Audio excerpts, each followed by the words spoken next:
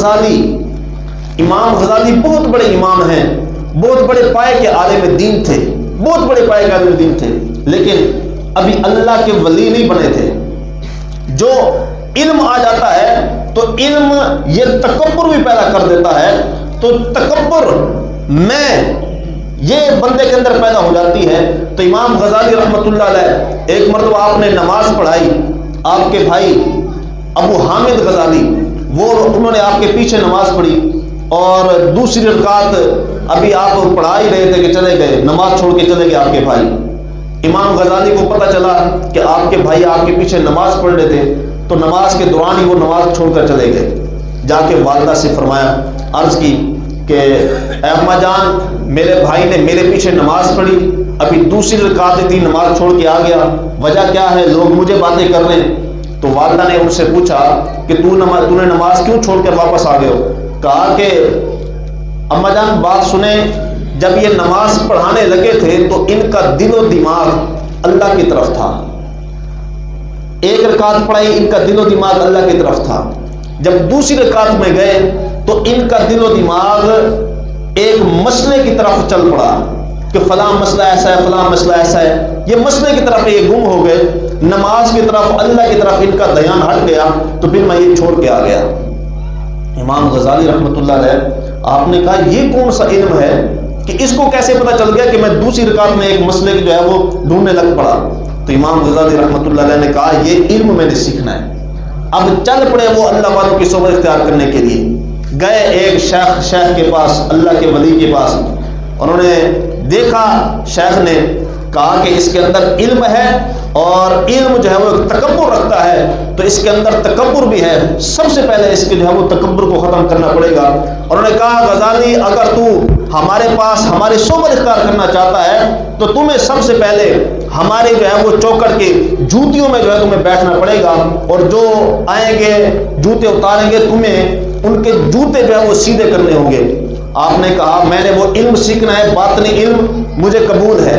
آپ نے قبول کر لیا، اب وہاں پر بیٹھ گئے جوتیوں میں، اور یہ بھی فرمایا تھا کہ تم نے سوال بھی نہیں کرنا، سوال کرنے کی بھی اجازت نہیں ہے۔ امام غزالی رحمۃ اللہ علیہ بیٹھ گئے۔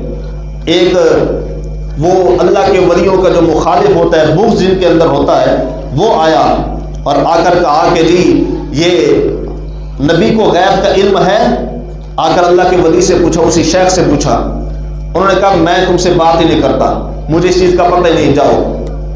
وہ پھر باتیں کرتا ہوا جا رہا ہے، کہتا ہے ہم نے کہا نا کہ یہ ایسے ہی انہوں نے ڈیرے ڈالے ہوئے، ان پیروں نے صرف انہوں نے کمانے کے لیے سارا اپنا نظام کیا، ان کو آتا ہوتا کچھ نہیں ہے، کچھ بھی نہیں پتا، میں نے سوال کیا اس کو جواب ہی نہیں آیا۔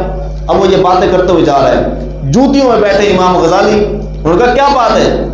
انہوں نے کہا کہ میں نے سوال کیا تمہارے پیر سے، اس نے جواب ہی نہیں دیا۔ انہوں نے کہا دکھاؤ سوال دیکھو، تو امام غزالی نے 3-4 صفحے اس سوال کے جو وہ دلائل سے بھر دیے علم غیب پر۔ اب وہ جب دیکھا کہ جوتیوں میں جو شخص غلام بیٹھا ہے اس کا یہ مقام ہے، تو شیخ کا کتنا مقام ہوگا؟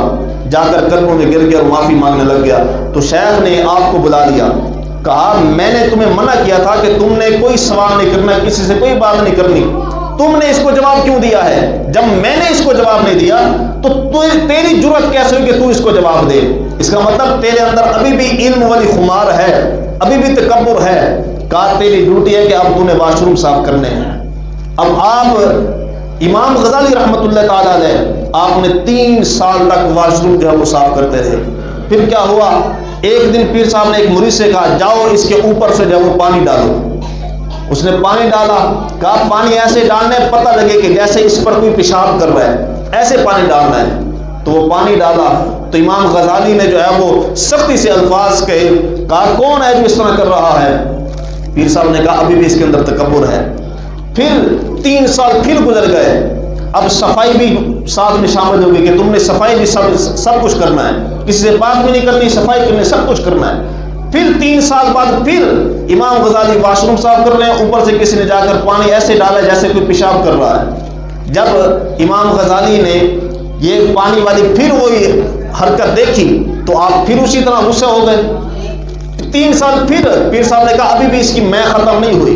3 سال پھر ہوئے، گزر گئے، پھر اسی طرح پیر صاحب نے حکم دیا تو پھر امام غزالی رحمۃ اللہ علیہ نے ہاتھ باندھ کر یوں سب نیچے کر کے آپ کھڑے ہو گئے اور اوپر پانی پڑتا رہا. پھر پیر صاحب نے کہا اب اس کی میں ختم ہوئی، اور اب آئے اور اس کو سینے سے لگا کر امام غزالی کو پھر زمانے کا امام بنا دیا.